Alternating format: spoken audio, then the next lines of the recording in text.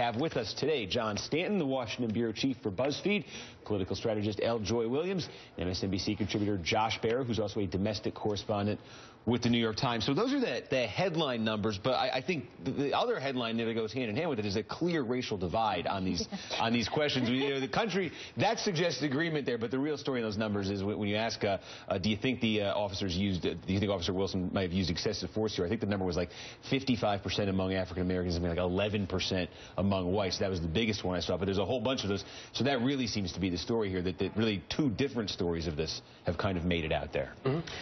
Yeah, and I think it's reflective of different personal experiences with the police. I think when you talk with white people in the U.S. about their own and their family members' experiences with the police, they generally haven't had experiences of feeling mistreated and of feeling like they were being, systematically unable to trust the police. So I think it's this gut-level question, do you trust police officers to have made good decisions about these sorts of things?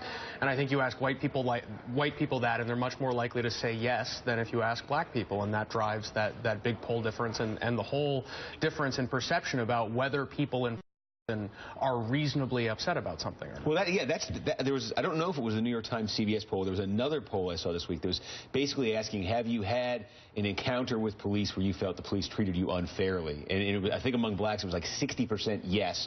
Among whites it was 7%. So, I mean, that really might be the story of how this 7 people probably in the entire. Well, I should point out there was a margin of error of plus or minus 4 points as well. Yeah. So 7 could be. And to your point, that is exactly right. And what these incidents and sort of what this tragic incident of a young man losing his life through, I say murder, right, is it kind of shows nationwide, again, this problem, this different view that different people have based on race of how they are treated in this country.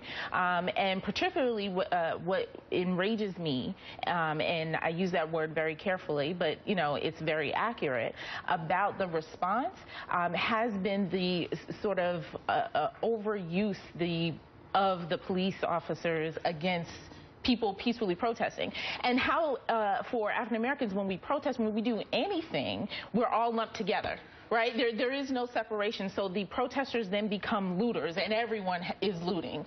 Everyone is committing violence. There is no separation. When you see that poll number, did the protesters go too far? Do you think that those things are being merged in people's minds? Absolutely, right? Yeah. Because then there is no reasonable response to this tragedy happening. There's, if one violent act is committed, if someone, or a handful of people out of thousands of people break into a store, it now becomes, those protesters. And, so to separate that out, people don't do that. And even the news coverage of that sort of lumps it up together. It doesn't separate out that there are individuals taking advantage of the situation, but in the large context, these are people in this community protesting a violent act that was committed against an unarmed citizen. Well, I think part of the thing, is this is a post-9/11 situation. If you look right now, it's interesting that we're started going back into this security situation with ISIS and the country sort of retrenching. And I think the white community has long been much more comfortable with the idea of having a police state, especially sort of after 9/11. You saw it in how people talked about, the surveillance systems and how the federal government and local governments were operating, and it was a much harder push to this sort of, okay, look, we're fine with having the police on the streets, whereas in minority communities, it has always been sort of a thing that people looked at and were like, this is kind of... Although the one thing in this poll, the one place where there seemed to be a pretty good overlap, black and white, was on the questions, militarization of police question. And I found out that the police force in my hometown in Massachusetts, about 10,000 people, has 2 M16s. People are fighting grenade launchers in other police department in Massachusetts. I saw that this week as well. I think people are looking at that because in this poll it showed blacks and whites almost in equal numbers were bothered by that. That seems to be the one. And I think that's been sort of the politically safe place for national politicians to jump in on this. Everybody sort of looks at this and says, gee, I don't understand why they need a tank.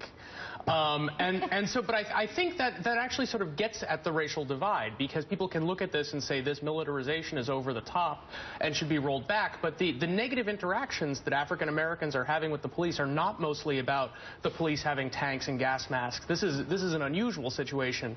I think the bigger and more important question is about ordinary, everyday policing and whether that is being done in a racially just way. And I think that's where the huge gap remains. I'm hopeful that we will see some positive federal change change on the police militarization stuff. Maybe the federal government will stop giving surplus tanks to police departments. Maybe we can get police to stop dressing in camouflage. But I think the everyday policing part is a much tougher nut to crack, because I think there's a real failure to communicate on it. And that's the sort of bring into the larger movement in terms of what civil rights organizations and other activists across the country are sort of taking this moment to be.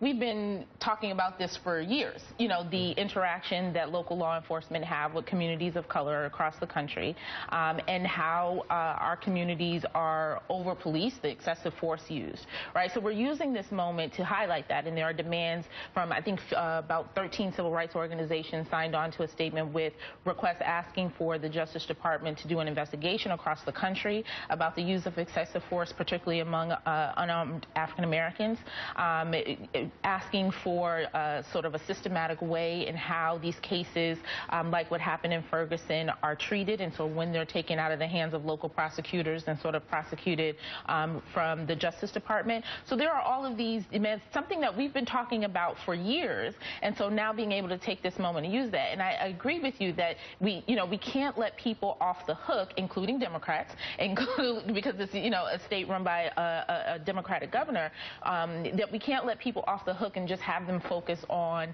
the militarization of the police. It's larger than that. Right. No, there's the larger issue is how law enforcement deals with African Americans and not seeing all of us as criminals. Right. Well, there is a major national political figure who's speaking out on Ferguson, as well as another pressing national issue right now. That's Kentucky Senator Rand Paul, an eye doctor by training.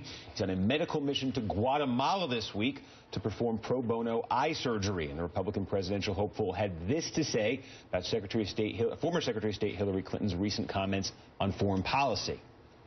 If you want to see a transformational election in our country, let the Democrats put forward a war hawk like Hillary Clinton, and you'll see a transformation like you've never seen. It's like Rand Paul speaking from Guatemala. The full interview is going to be on Meet the Press tomorrow, and this is transitioning, by the way, to the other things that this week. But so last week the news was sort of about Hillary Clinton maybe distancing herself a little bit from the Obama administration on foreign policy, and the idea of don't do stupid stuff is not a global vision. And now you've got Rand Paul basically saying, well, if she's sending sort of hawkish signals on the Democratic side, maybe there's room for me potentially, that's what I'm hearing at least in this interview, there's room for me potentially to maybe get anti-interventionist people who traditionally are on the left into my camp. I think that the foreign policy has been the one place where he has struggled. I mean, he's sort of gone back and forth. Like last week it was, does he support taking away all of Israel's funding? Does he not support it? He sort of said yes, then he sort of said no, and then he said, well, maybe, if you read everything in context. And now there's this where he's sort of seems to be moving back towards a more sort of isolationist position. And I think it's been interesting that people thought this was going to be one of his strongest areas, sort of going into this election. And right now, he seems to be struggling with a way to figure out how to, define himself. And so maybe he's hoping that Hillary does that for him without him having to figure it out on his own. Is there room for that? I mean, is it realistic for a guy like Rand Paul to think I could pick off people who've been voting Democratic because of foreign policy? Well, I think, yeah, possibly. I think that there are some people on the left who the issue they care most deeply about is foreign policy. They were very upset about the Bush administration's sort of misadventures and would like someone to not get us involved in foreign wars. I think there's distrust of Hillary on that. I think it's also one of the issues where the electorate has the weakest point of view. The electorate can be swung from a very pro-war position to a very anti-war position within a number of years in a way that people don't move on the economy and on social issues. So I think part of the reason that Rand Paul's been tentative is that we don't know where the electorate is going to stand going into 2015, 2016. I think over the last couple of years, people have been very hesitant toward intervention, but you could have another attack on U.S. soil that could swing opinions right back again. And so I think all the candidates, or many of the candidates, are doing this to an extent. They're trying to keep their options open so they can be more hawkish or more dovish, depending on... No, that's... I've been wondering about with ISIS, the way ISIS is being talked up now, even by this administration, and we're going to have more on this later in the show, but just the idea that this is a threat beyond something we've seen from Al-Qaeda. This is something that's bigger in scope potentially than Al-Qaeda. Really talking about it as an existential threat, and I wonder, and you look at horrible incidents like the video that came out this week, and you look at that, and you say, does that start to move people and say, well, we don't want another Iraq, but they start to say again, we don't want another 9/11. Right, and clearly, I mean, it's foreign policy issues is one instance where you can show some clear differences between Hillary Clinton and sort of any other candidate in either the primary or in, because, most people argue that everybody starts to sound the same and kind of everybody, they can't choose, but sort of foreign policy is the one issue in which there are clear differences.